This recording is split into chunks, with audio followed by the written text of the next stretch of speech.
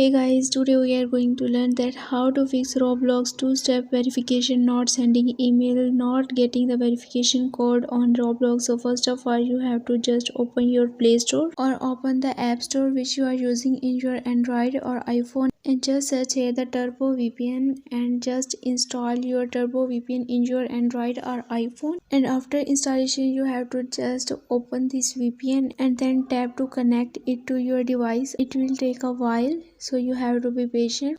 And after connecting, you have to just minimize this app and then open your Roblox and then click on the sign up option here and put here your details, and then click on the login option and then click on the resend code. And after that, you have to just check your Gmail where you received the code. You have to just copy this code from here and then paste it in this bar and then click on the verify option here.